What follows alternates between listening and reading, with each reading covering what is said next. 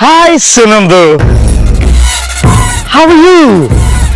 ಪಾಪಿ, ಇಷ್ಟು ದಿವಸ ಸತ್ತಿದಿನ ಬದುಕಿದಿನ ನೋಡಕ್ ಬರ್ಲಿಲ್ಲ, ಈಗ ದೊಡ್ಡ ಸುನಂದು ಅನ್ಕೊಂಡ್ ಬರ್ತಿದ್ಯಾ? ನೀನು ನಾಚಿಕೆ ಅಂದ್ರೆ ಯೋಗ್ಯತೆ ಇಟ್ಟು ಮನೆ ಮಾರಿ ದುಡ್ಡೆಲ್ಲ ನೀನ್ ಒಬ್ಬನೇ ನುಂಗ್ ಹಾಕದಿಲ್ಲೋ? ಎಷ್ಟು ಎಲ್ಲೋ ಹೋಗಿದ್ಯೋ?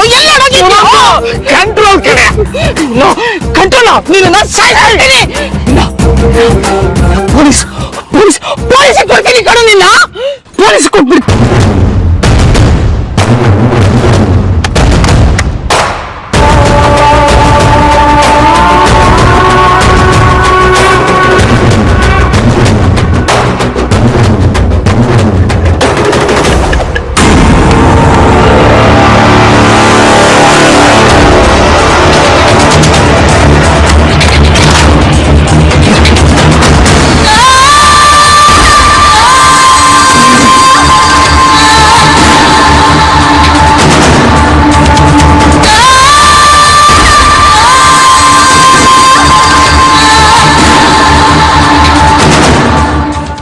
ಇವತ್ತು ಕಲಶ ಇಟ್ಟು ಪೂಜೆ ಮಾಡ್ಬೇಕು, ನೆನಪಿದೆ ಅಲ್ವಾ? ಯಾಕಮ್ಮ ಸಪ್ಪಗಿದೆಯಾ? ನಿನ್ನೆ ಒಂದೇ ದಿನದಲ್ಲಿ ನಿಮ್ ಜೀವನದಲ್ಲಿ ಎಷ್ಟೊಂದು ಏರಿಳಿತಗಳಾಗೋಯ್ತಲ್ಲ ಅಮ್ಮ. ಅಜ್ಜಿನ ಶ್ರೀ ಮೀಟ್ ಮಾಡಕ್ ಒಪ್ಕೊಂಡಾಗ ಇದು ವ್ರತದ ಫಲ ಅನ್ಕೊಂಡೆ. ಇನ್ನೊಂದು ಶ್ರೀ ಮನೆಗೆ ಬಂದ್ಬಿಟ್ಟ ಅನ್ನೋಷ್ಟು ಸಂಭ್ರಮ ಪಟ್ಟೆ. ಆದ್ರೆ ಆಗಿದ್ದೇನೆ, ಒಂದ್ ಕ್ಷಣ ಇದ್ದಿದ್ ಸಂತೋಷ ಇನ್ನೊಂದು ಕ್ಷಣ ಇರಲ್ಲ. ನಿನಗೆ ಮುಂಚಿನ ತರ ವ್ರತ ಮಾಡೋಕೆ ಶ್ರದ್ಧೆ ಉತ್ಸಾಹ ಎರಡೂ ಇಲ್ಲ. ಮನಸ್ಸು ಗಟ್ಟಿ ಮಾಡ್ಕೋಕಂಡ. ಹುಡುಗರು ಹೇಳ್ತಾರಲ್ವಾ, ಈ ವ್ರತ ಭಂಗ ಮಾಡೋದಕ್ಕೆ 108 ವಿಘ್ನಗಳು ಬರುತ್ತೆ, ಆದ್ರೆ ಹೆದರ್ಕೋಬಾರ್ದು ಅಂತ. ತುಂಬಾ ಜನ ಶತ್ರುಗಳು ಹುಟ್ಕೋತಾರಂತೆ, ಪಕ್ಕದಲ್ಲಿ ನಮ್ ಕಣ್ಣೀರು ಒರೆಸೋ ನಾಟಕ ಆಡ್ತಾರಂತೆ, ಆದ್ರೆ ನಮ್ ಬೆನ್ನ ಹಿಂದೆನೆ ಚೂರಿ ಹಾಕೋದಕ್ಕೆ ಸಮಯ ಕಾಯ್ತಿರ್ತಾರಂತೆ. ಯಾವುದೇ ದುಷ್ಟ ಶಕ್ತಿಗಳು ಜಾಗೃತ ಆಗೋದಕ್ಕೆ ನಾವು ಅವಕಾಶ ಮಾಡಿಕೊಡ್ಬಾರ್ದಂತೆ ಜಾನವಿ. ಶ್ರದ್ಧೆಯಿಂದ ಪೂಜೆ ಮಾಡಿದ್ರೆ ನಮ್ ಸಂಸಾರನ ಎಲ್ಲಾ ಶತ್ರುಗಳಿಂದ ರಕ್ಷಣೆ ಮಾಡಬಹುದು ಅಂತ ಗುರುಗಳು ಹೇಳ್ತಾ ಇದ್ರು. ಹಾಗಾದ್ರೆ ಈ ವ್ರತ ಮುಗಿಯೋದ್ರಲ್ಲಿ ನಮಗಿರೋ ಕಷ್ಟ ಎಲ್ಲ ಹೋಗುತ್ತಾ? ಮನೆ ಬಿಟ್ಟು ಹೋಗಿರೋ ಮಕ್ಕಳೆಲ್ಲ ವಾಪಸ್ ಮನೆಗೆ ಬರ್ತಾರ? ಶ್ರೀ ಖಂಡಿತ ಮನೆಗೆ ವಾಪಸ್ ಬರ್ತಾನೆ ಅನ್ನೋ ನಂಬಿಕೆ ನನಗಿದೆ.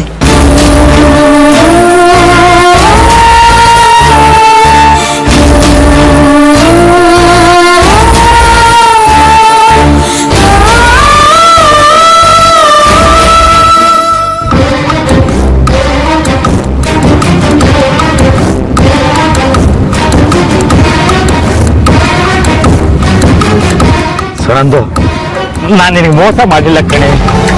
ನನಗೆ ದಿಕ್ಕು ದೆಸೆ ಅಂತಿರೋದು ನೀನು ಒಬ್ಬಳೆ. ನಿನಗೆ ನ್ಯಾಯ ಮಾಡ್ತೀನಿ. ಇಷ್ಟೊತ್ತಿನ ತನಕ ಬೊಮ್ಮಡ ಬಚ್ಚಾ ಇತ್ತಲ್ಲ, ನಾನು ದುಡ್ಡು ತಿಂದೆ, ನನಗೆ ಮೋಸ ಮಾಡಿದೆ ಅಂತ. ಆ ದುಡ್ಡು ಇದೆ ಕಣೆ. ಇಷ್ಟು ದಿನ ನಾನು ದೊಡ್ಡ ಪಜಿಟಿವ್ ಸಿಗಾಕೊಂಡಿದ್ದೆ ಕಣೆ. ನಿನಗೆ ಮೋಸ ಮಾಡೋದಿರ್ಲಿ, ನಾನೇ ಮೋಸ ಹೋಗಿದ್ದೆ. ದಳ್ಳಾಳಿ ನನಗೆ ಟೋಪಿ ಹಾಕ್ಬಿಟ್ಟ. ನೀನೇ ದೊಡ್ಡ ಹಲಾಲ್ ಟೋಪಿ, ನಿನಗೆ ಯಾವನೋ ಟೋಪಿ ಹಾಕ್ತಾನೆ. ಸುಮ್ಮನೆ ಕತೆ ಕಟ್ಟಬೇಡ. ನನ್ನ ವ್ಯಥೆ ನಿನಗೆ ಕತೆ ಅನ್ಸುತ್ತೇನೆ. ಬೇಲೂರು ಚೆನ್ನಕೇಶ್ವರ ದೇವಸ್ಥಾನದ ಪಕ್ಕದಲ್ಲಿರುವ ಕಲ್ಲು ದೇವ್ರ ಮೇಲೆ ಆಣೆ ಮಾಡಿ ಹೇಳ್ತೀನಿ, ನಾನು ಹೇಳ್ತಾ ಇರೋದೆಲ್ಲ ಸತ್ಯ ಸತ್ಯ ಸತ್ಯ. ನನಗಾದ ನ್ಯಾಯ ಈ ಮುದ್ದು ತಂಗಿಗೆ ಆಗ್ಬಾರ್ದು ಅಂತ ಆಗ್ಲೇ ಪಣೆ ಕೊಟ್ಟೆ ಕಣೆ. ದೇವರ ದಯೆ, ನನ್ನ ಶ್ರಮಕ್ಕೆ ಫಲ ಸಿಕ್ತು ಕಣೆ. ದುಡ್ಡಿನ ವ್ಯವಸ್ಥೆ ಆಯ್ತು. ಇಷ್ಟು ದಿನ ಆದ್ರೂ ಯಾಕೋ ಇದನ್ನೆಲ್ಲ ನನ್ಗೆ ಹೇಳಿಲ್ಲ?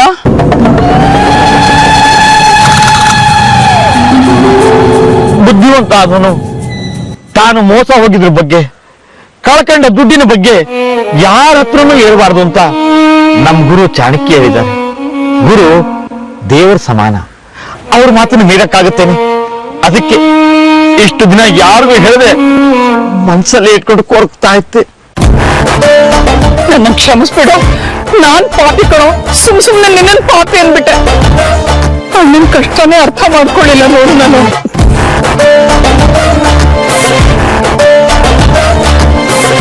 ನಿನಗ್ ದುಡ್ಡು ಕೊಡ್ಬೇಕು ಅಂತ ಊರಿಂದ ಬಂದೆ. ನಮ್ಮೂರ್ ಬಸ್ ಇಳಿದು ನೇನ್ ನಿಮ್ ಮನೆಗ್ ಬರ್ಬೇಕು.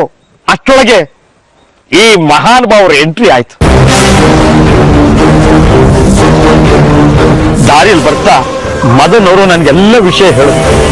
ಶ್ರೀ ಮನೆ ಬಿಟ್ಟು ಹೋಗಿರೋದು, ಜಾನ್ವಿ ಶ್ರೀ ಮಧ್ಯೆ ಮಾತು ನಿಂತು ಹೋಗಿರೋದು, ಅನ್ನಪೂರ್ಣಮ್ಮ ಶ್ರೀ ನಿನಗೆ ಅವಮಾನ ಮಾಡಿರೋದು ಎಲ್ಲ ಎಲ್ಲ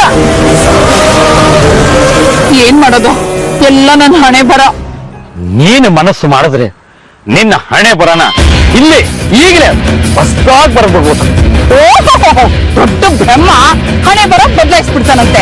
ಸದ್ಯಕ್ಕೆ ಕೈಗೆ ದುಡ್ಡು ಸಿಕ್ಕಿದೆ, ನೆಮ್ಮದಿಯಾಗಿರ್ತೀನಿ. ಅಲ್ಪ ಜುಜಿಬಿ 2 ಲಕ್ಷಕ್ಕೆ ಆನಂದ ಪಡ್ತಿಲ್ಲ ಸುನಂದು. ಮದನ್ ಅವ್ರ ಮಾತು ಕೇಳು, ಇಂಥ 100 ಸಿಗುತ್ತೆ. ಜಾಹ್ನವಿ ಶ್ರೀನಿಧಿ ಡೈವರ್ಸ್ ವಿಷಯ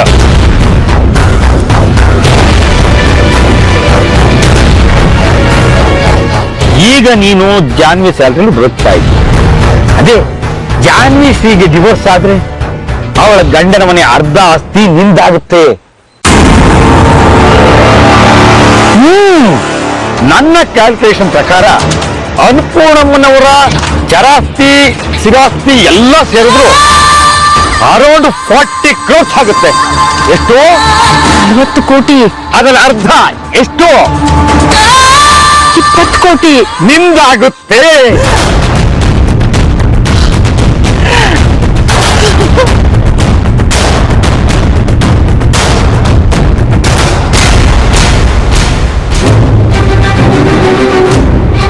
ಜಾಹ್ನವಿ ಗಂಡನ್ನ ತುಂಬಾ ಪ್ರೀತಿಸ್ತಾಳೆ.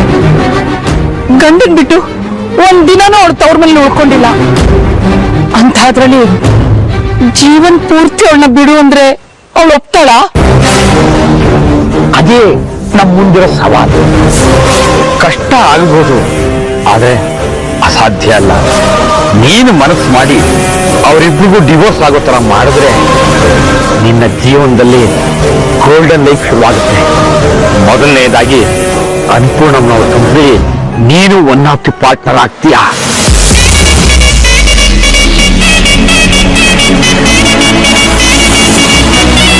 ನಿನ್ನ ಬಡವಿ ಬಡವಿ ಅಂತ ಅಂಗಿಸ್ತಿದ್ದ ಅನ್ನಪೂರ್ಣಮ್ಮನ ಮುಂದೆ ನೀನು ಕಾರಲ್ಲಿ ಬಂದು ಇಳಿಬಹುದು.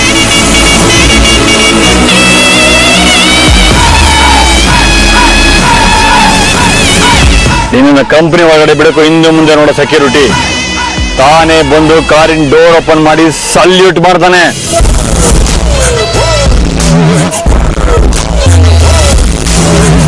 ದೊಡ್ಡ ಬಂಗ್ಲೆಯಲ್ಲಿ ವಾಸ,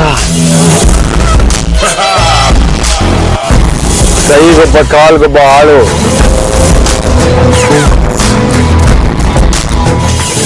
ಹಣದ ಹೊಳೆ,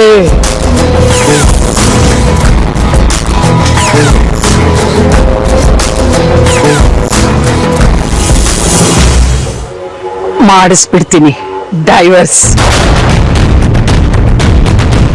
ಲಾಯರ್ ಯಾರು? ಇವ್ರೆ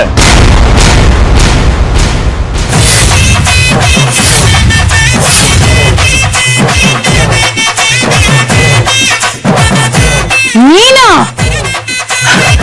ನೀನೇ ಹೋಗತ್ತೀಯ ಲಾಯರು? ಸಕಲ ಕಲಾ ವಲ್ಲಭ ಕಣೆ ಈ ಚನಕೇಶ್ವ. MA LLB ಪ್ರಾಕ್ಟೀಸ್ ಮಾಡಿರಲ್ಲ ಅಷ್ಟೇ. First case Janvi Shrinidhi divorce.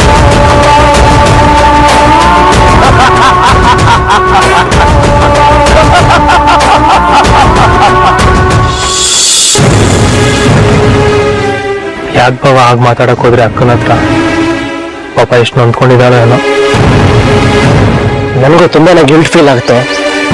ಆದ್ರೆ ಏನ್ ಮಾಡ್ಲಿ, ನಿಮ್ಮಮ್ಮ ಆಫೀಸ್ ಹತ್ರ ಬಂದು ರೋಡಲ್ಲಿ ನಿಂತ್ಕೊಂಡು ಅಷ್ಟೆಲ್ಲ ಮಾತಾಡಿ ಹೋದ್ರು. ತುಂಬಾ ಅವಮಾನ ಆಯ್ತು ನನಗೆ. ಅದಕ್ಕೆ ಕೋಪದಲ್ಲಿ ಜಾನ್ವಿಗೆ ಫೋನ್ ಮಾಡಿ ಬಾಯಿಗೆ ಬಂದೇ ಮಾತಾಡ್ಬಿಟ್ಟು ಇಷ್ಟೆಲ್ಲ ಆಗಿದೆ ನಿಮ್ಮ ಅಮ್ಮನಿಂದನೇ.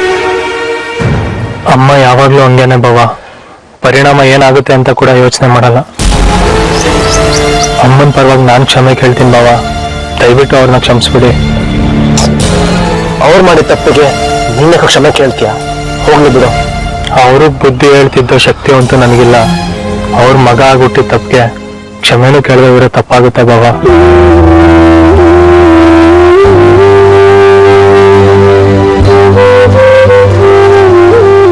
ನಮ್ಮೇಲೆ ಎಷ್ಟು ಬೇಕಾದ್ರೂ ಬೇಜಾರು ಮಾಡ್ಕೊಳ್ಳಿ ಬಾವ, ನನಗೇನು ಬೇಜಾರಿಲ್ಲ. ಆದ್ರೆ ಎಂಥ ಕೆಟ್ಟ ಫ್ಯಾಮಿಲಿ ಜೊತೆ ಸಂಬಂಧ ಮಾಡ್ಬಿಟ್ಟೆ ಅಂತ ಅಕ್ಕನ ಮೇಲೆ ಬೇಜಾರು ಮಾಡ್ಕೋಬೇಡಿ ಬಾಬಾ.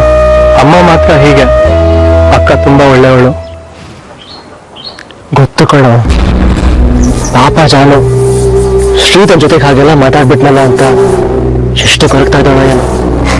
ಅವಳನ್ನ ನೋಯಿಸಿದ್ರಿ ಅಂತ ನೀವು ನಂದ್ಕೋಬೇಡಿ ಬಾಬಾ. ಅಕ್ಕನಿಗೆ ನಾನು ಸಮಾಧಾನ ಮಾಡ್ತೀನಿ. ಈಗಲೇ ಫೋನ್ ಮಾಡ್ತೀನಿ.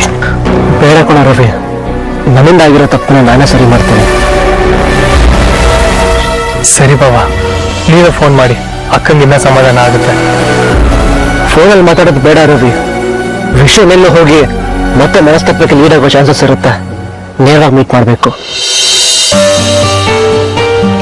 ಬ್ಯಾಂಕ್ ಹತ್ರ ಹೋಗೋಣ. ಸರಿ ಬಾಬಾ.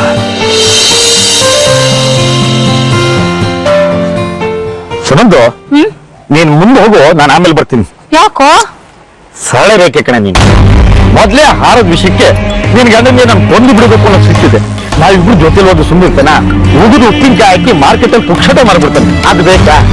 ಅದಕ್ಕೆ ಕಣೆ ನೀನ್ ತರಕಾರಿ ಕೈಲಿ ಇಟ್ಕೊಂಡು ಮುಂದೆ ಹೋಗು, ನಾನು ಆಮೇಲೆ ಬರ್ತೀನಿ. ಹೀಗೆ ನಮ್ ಪ್ಲಾನ್ ಪ್ರಕಾರ ಅವತ್ತು ಮನೆ ಮಾರಕ್ ಹೋದ ಚನಿಕೇಶ್ವ ಇವತ್ತೇ ನಿಮ್ ಮನೆಗೆ ಬರ್ತಾ ಇರೋದು. ಅರ್ಥ ಆಯ್ತಾ? ನಿನ್ನ ಆಕ್ಟಿಂಗ್ ಏಜ್ ಇರ್ಬೇಕು ಅಂತ ಗೊತ್ತಾಯ್ತು ತಾನೇ? ಸುನಂದು, ದುಡ್ಕೊಟ್ರಿಗೆ ನಿನ್ ಗಂಡನ ನಂಬಿಸ್ಬೇಕು ಅಂದ್ರೆ ಬೇಕು ಕಣೆ. ಮತ್ತೆ ಗ್ಯಾರಂಟಿ ವಾಪಸ್ ಕೊಡ್ತೀಯಾ? ನಿಮ್ ತಾಯನೆ ಕೊಡು. ಕೊಡೆ.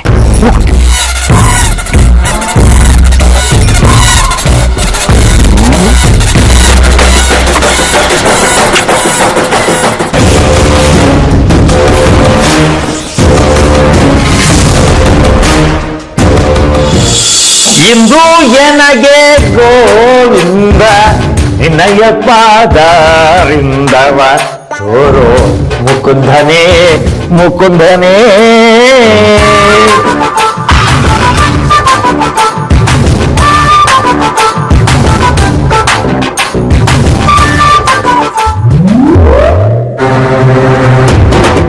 ಎಲ್ಲ ಕಳ್ಳ ಆಮೇಲೆ ಮನೆಗ್ ಬರ್ತೀನಿ ಅಂದನು, ನನಗಿಂತ ಮುಂಚೆನೆ ಮನೆಗ್ ಬಂದು ಕೂತಿದ್ದಾನಲ್ಲ.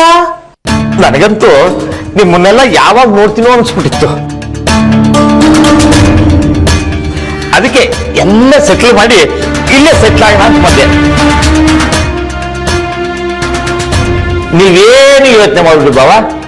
6 ತಿಂಗಳು ಆಯುರ್ವೇದ ಪಂಡಿತ ಹತ್ರ ಕೆಲಸ ಮಾಡಿದ ಅನುಭವ ನನಗಿದೆ. 2 ತಿಂಗಳಲ್ಲಿ ನಿಮ್ಮ ಕಾಲ್ನ ತಿಕ್ಕಿ ತಿಕ್ಕಿ ನಿಮ್ ಕಾಲ್ಗೆ ಕಾಲ್ನೋಗೆ ಒಂದು ಗತಿ ಕಾಯಿಸ್ಬಿಡ್ತೀನಿ. ಇನ್ನು 2 ತಿಂಗಳಲ್ಲಿ ಆ ಭಗವಂತ ಯಾರ ಜೀವನದಲ್ಲಿ ಏನೇನು ಬದಲಾವಣೆ ತರ್ತಾನೋ ಏನೋ.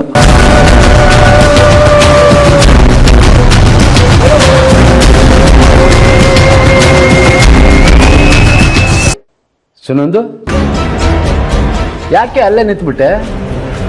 ನಿಮ್ಮ ಅಣ್ಣ ಬಂದವನ? ಸುನಂದು, ಇವನ್ ಯಾವ ಸೀಮೆ ಅಣ್ಣ ರೀ? ಏಯ್, ಹೇಳೋ ಮೇಲೆ, ಹೇಳೋ ಮೇಲೆ. ಸುನಂದು, ಸುನಂದು, ನಾನೇನೇ ಮಾಡಿದೆ? ಮಾಡೋದೆಲ್ಲ ಮಾಡ್ಬಿಟ್ಟು ಏನ್ ಮಾಡ್ದೆ ಅಂತ ಕೇಳ್ತಿದ್ಯೇನೋ? ನಿನ್ನ ಮನೇಲಿ ಇಟ್ಕೊಂಡು ಸಾಕಿದ್ದಕ್ಕೆ ನಿನ್ ಬುದ್ಧಿ ತೋರಿಸ್ಬಿಟ್ಟಿಯಲ್ಲ. ನನ್ ಜಾಹ್ನವಿ ಹಾರ ಕದ್ಬಿಟ್ಟು ನನ್ ಮಗನ ಮೇಲೆ ಅಪೋದ ಬರೋ ಹಂಗ್ ಮಾಡ್ಬಿಟ್ಟೇನೋ? ನೋಡು, ಈ ಮನೇಲಿ ಒಂದು ಕ್ಷಣ ನಿನ್ಗಿರಕ್ಕೆ ಅವಕಾಶ ಕೊಡಲ್ಲ. ಹೊರಡು ಇಲ್ಲಿಂದ, ಹೊರಡು. ಸುನಂದು, ಹೊರಡು. ನಾನ್ ಜಾನ್ವಿ ಹಾರ ಕದ್ದಿಲ್ಲ ಕಡೆ. ಜಾನ್ವಿ ನನ್ ಸೊಸೆ, ನನ್ ಮಗಳಿದ್ದ ಹಾಗೆ. ಅವಳ ಹಾರ ನಾನ್ ಕದ್ದಿದ್ದೇನೆ. ಮತ್ತೆ ನಿನ್ ಟ್ರಂಕಲ್ ಯಾಕೆ ಬಂತು ಅದು? ಹೇಳ. ಗೊತ್ತಿಲ್ಲ ಬಾವ. ನಿಜ ಹೇಳ್ತಿದೀಯಾ? ನಿಮ್ಮ ಹಣೆಗೂ ಬಾವ, ನೀವೇ ಯೋಚನೆ ಮಾಡಿ. ಅಷ್ಟು ಬೆಲೆ ಬಾಳ ಹಾರನ ನಾನ್ ಕದ್ದಿದ್ರೆ ನಿಮ್ಮನೇಲಿ ಹಾಕಿರ್ತಿದ್ದೆ.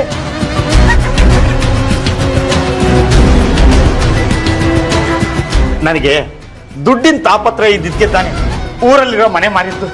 ನಾನು ಹಾರ ಕದ್ದಿದ್ರೆ ಹಾರನ್ನೇ ಮಾಡ್ತಿದ್ದೆ, ಮನೆ ಯಾಕೆ ಮಾಡ್ತಿದ್ದೆ? ಬಹುಶಃ ನಮ್ ಬೀಗರು ನಮ್ ಮರ್ಯಾದೆ ತೆಗಿಬೇಕು ಅಂತ ನನ್ನ ಟ್ರಂಕಲ್ಲಿ ಹಾರ ಯಾಕೆ ಹಾಕಿರ್ಬಾರ್ದು? ಇರ್ಬೋದು, ಇರ್ಬೋದು ರೀ. ಹಾರದ ವಿಷಯ ಹಾಗಿರ್ಲಿ ಕಣೋ. ಮನೆ ಮಾರಿದ ದುಡ್ಡು ನೀನೊಬ್ನೇ ನುಂಗಿದ್ಯಾ ಅಂತ ಗೊತ್ತು. ನನ್ನ ಪಾಲಿನ ದುಡ್ಡೆಲ್ಲೋ ಅದನ್ನ ತಂದ್ಕೊಡೋರ್ಗು ಮನೆ ಒಳಗ್ ಕಾಲಿಡ್ಬೇಡ ನೀನು. ಆ ದುಡ್ಡನ್ನ ಅವನು ಕೊಟ್ಟಾಯ್ತು. ಹೂ ಕಣೆ ಸುನಂದು, ಊರಲ್ಲಿ ನಾನೇ ಸಿಕ್ಕಾಪಟ್ಟೆ ಕಟ್ಟಿ ಸಿಗಾಕೊಂಡಿದ್ದೆ. ಭಾವನ ಹತ್ರ ಎಲ್ಲ ಹೇಳಿದ್ದೀನಿ. ಭಾವ ನನ್ನ ಕತೆ ಕೇಳಿ ಕಣ್ ತುಂಬ್ಕೊಂಡ್ಬಿಟ್ರು. ಆಗಿದ್ದಾಗೋಯ್ತು, ಆರಾಮಾಗಿರುತ್ತೋ ಅವರೇ ಸಮಾಧಾನ ಮಾಡೋದು. ನೋಡು, ಅವ್ರು ನಿನ್ನ ಕ್ಷಮಿಸ್ಬೋದು, ನಾನ್ ಮಾತ್ರ ನಿನ್ನ ಕ್ಷಮಿಸಲ್ಲ ಕಣೋ. ನನ್ ದುಡ್ಡು ನನಗ್ ಬಂದಾಯ್ತು, ಹೊರಡ್ತಾ ಇರು. ಹೋಗೋದ್ರೆ ಎಲ್ಲಿಗೆ ಹೋಗೋಣ? ಊರಲ್ಲಿ ನಂದು ಅಂತ 3 ಅಡಿ 6 ಅಡಿ ಜಾಗ ಇಲ್ಲ.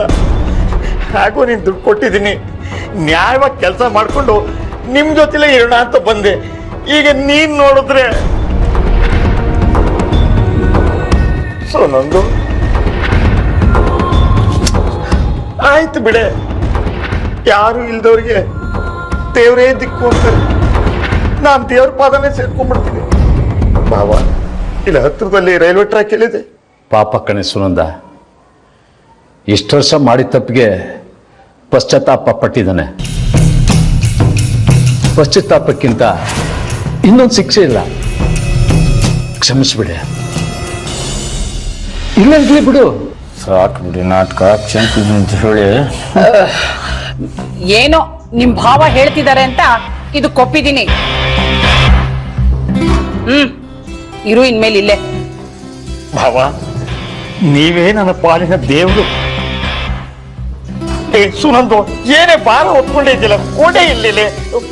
ಭಾವ, ಇದಿಟ್ಟು ಬರ್ತೀನಿ, ಆಮೇಲೆ ಎಣ್ಣೆ ತಿಕ್ತೀನಿ.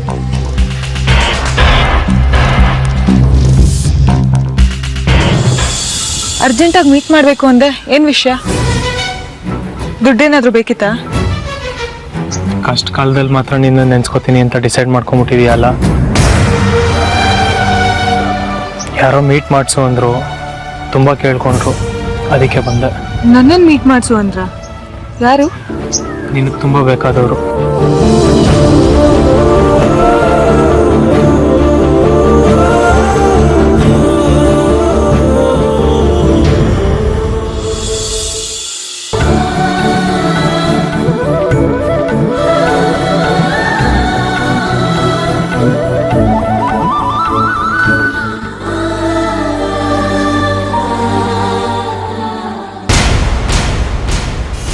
ನಮ್ಮನವ್ರ ತರ ಜಗಳಾಡೋದು ನಮ್ಮನೆ ಸಂಸ್ಕೃತಿಗೆ ಒಪ್ಪೋದಿಲ್ಲ.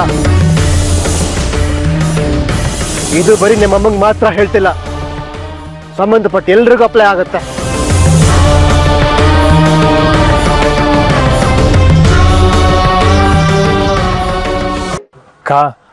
ಭಾವ ನಿನಗೆ ಫೋನ್ ಮಾಡಿ ಬೈದಿದ್ರ ಬಗ್ಗೆ ನನಗೆಲ್ಲ ಹೇಳಿದ್ದಾರೆ.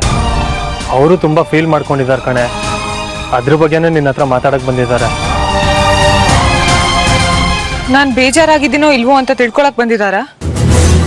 ಇವಳು ಈ ತರದ ಮಾತುಗಳೇ ರವಿ ನನಗೆ ಇಷ್ಟ ಆಗಲ್ಲ. ನನಗೂ ಇವ್ರ ಫೋನಲ್ಲಿ ಮಾತಾಡಿದ್ ಒಂಚೂರು ಇಷ್ಟ ಆಗಿಲ್ಲ ರವಿ. ನಾನು ಫೋನಲ್ಲಿ ಆ ರೀತಿ ಮಾತಾಡೋ ಕಾರಣ ನಿಮ್ ತಾಯಿ. ನಾನೇನ್ ಹೇಳ್ದೆ ಅನ್ನೋದನ್ನ ನಿಮ್ ತಾಯಿ ಇವಳಿಗೆ ಹೇಳಿದ್ರೆ ತಾನೇ ಗೊತ್ತಾಗೋದು. ಗಂಡ ಹೆಂಡತಿ ಮಧ್ಯೆ 1000 ವಿಷಯ ಇರುತ್ತೆ. ಎಲ್ಲದನ್ನು ತಗೊಂಡೋಗಿ ತಾಯಿ ಹತ್ರ ಹೇಳೋದು ತಪ್ಪಲ್ವಾ? ನಮ್ ತಾಯಿ ಸ್ವಭಾವ ಹೇಗೆ ಅಂತ ನಮಗೂ ಗೊತ್ತು. ಹಾಗಂತ ಗೌರವ ಕೊಡದೆ ಮಾತಾಡೋದು ತಪ್ಪಲ್ವಾ? ಎಷ್ಟೇ ಆಗ್ಲಿ ನನಗ್ ಸಾಕಿ ಬೆಳೆಸ್ದವ್ರವು. ಅವ್ರಿಗೆ ಮರ್ಯಾದೆ ಕೊಡದೆ ಮಾತಾಡಿದ್ರೆ ನನಗ್ ಹರ್ಟ್ ಆಗಲ್ವಾ? ಹೀಗೆ ರೋಡಲ್ಲಿ ನಿಂತ್ಕೊಂಡು ಸೀನ್ ಕ್ರಿಯೇಟ್ ಮಾಡೋ ಅಗತ್ಯ ಇಲ್ಲ ಅನ್ಕೋತೀನಿ.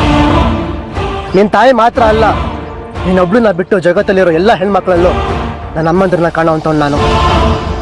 ಅಂಥವನು ನಿನ್ ತಾಯಿ ಜೊತೆ ಒಟ್ಟಾಗಿ ಮಾತಾಡಿದೀನಂದ್ರೆ ಅದಕ್ಕೆ ಬಲವತ್ ಕಾರಣ ಇರುತ್ತೆ, ಅರ್ಥ ಮಾಡ್ಕೋಬೇಕು. ಕಾರಣ 1000 ಇರ್ಬೋದು ಶ್ರೀ. ಅನ್ನಪೂರ್ಣಮ್ಮ ಅವ್ರ ಮೊಮ್ಮಗನಿಂದ ಈ ತರ ಮಾತುಗಳನ್ನ ಎಕ್ಸ್ಪೆಕ್ಟ್ ಮಾಡಿರ್ಲಿಲ್ಲ ನಾನು. ಮಾತು ಬೇಡ ಜಾನು. ನೋಡು, ನಿನ್ ಬಗ್ಗೆ ನನ್ನ ಮನಸ್ಸಲ್ಲಿ ಇನ್ನೂ ಪ್ರೀತಿ ಇದೆ. ಅದಕ್ಕೆ ಕಡೆಯದಾಗ ಕೇಳ್ತಿದ್ದೀನಿ, ನೀನು ನನ್ನ ಮಾತು ಕೇಳ್ತೀಯೋ ಇಲ್ಲ ನಿನ್ ತಾಯಿ ಹೇಳಿದ್ದೆ ಸರಿ ಅಂತೀಯೋ?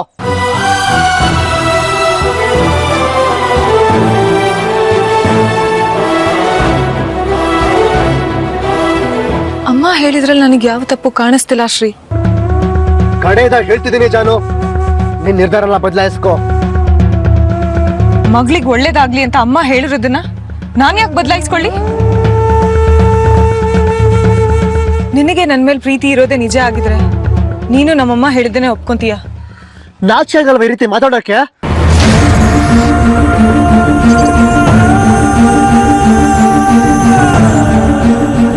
ಮದುವೆಗೂ ಮುಂಚೆ ನೀನ್ ಹಾಕಿದ ಗೆರೆ ದಾಟಲ್ಲ ಶ್ರೀ ಅಂತ ಬೊಗಳೇ ಬಿಡ್ತಿದ್ದೆ. ಮಾತಿಗೂ ನೀನ್ ಹೇಳ್ದಾಗ ಶ್ರೀ ಅಂತ ಹೇಳ್ತಿದ್ದೆ. ಎಲ್ಲೋಯ್ತೋ ಬುದ್ಧಿ ಇವಾಗ? ಯಾರ ಜೊತೆ ಹೆಚ್ಚೋತಿರ್ತೀಯೋ ಅವ್ರ ಬುದ್ಧಿನ ನಿನ್ಗೆ ಬಂದ್ಬಿಟ್ಟಿದೆ ಅನ್ಸತ್ತೆ. ಅಜ್ಜಿ ಬಗ್ಗೆ ಹಾಗೆ ಮಾತಾಡ್ಬೇಡ ಶ್ರೀ. Shut up! ನಾಳೆ ನನ್ನ ಅಜ್ಜಿ ಬಗ್ಗೆ ತಪ್ಪಾಗಿ ಮಾತಾಡ್ಲಿ. ನಾನ್ ಮಾತಾಡಿದ್ರೆ ನಿನ್ನ ಬಗ್ಗೆ, ನಿನ್ ತಾಯಿ ಬಗ್ಗೆ. ಇನ್ನು ನನ್ನ ಮನೇಲಿರೋ ಒಂದು ಪುಟ್ಟು ದೇವತೆ ಅನ್ಕೊಂಡಿದ್ದೆ, ಆದ್ರೆ ನೀನು ಛೇ, ನಿನ್ನಂತ ತೊಗೊಳೋದು ಹೇಗೆ ಇಷ್ಟಪಟ್ಟನೋ ನಾನು. ಅಷ್ಟೇ ಮೀಟ್ ಮಾಡ್ತಿದ್ದೀವಿ, ಒಂದು ಹಲೋ ಹೇಳ್ಬೋದಲ್ವಾ? ಏನಾದರೂ ಸರಿ, ನನಗಂತೂ ಇಂಟ್ರೆಸ್ಟ್ ಇದೆ. ನೀನ್ ಸಿಕ್ಕಿದ್ಮೇಲೆ ನನ್ನ ಲೈಫಲ್ಲಿ ಕೆಲವೊಂದು ವಿಷಯಗಳು, ಆಸಕ್ತಿಗಳು ಬದಲಾಯಿತು ಜಾನ್ವಿ. ನಾನಂತೂ ಇಷ್ಟಪಟ್ಟೆ ಮದುವೆ ಆಗೋದಪ್ಪ. ನಿನ್ನಂತ ತೊಗೊಳೋದು ಹೇಗೆ ಇಷ್ಟಪಟ್ಟನೋ ನಾನು.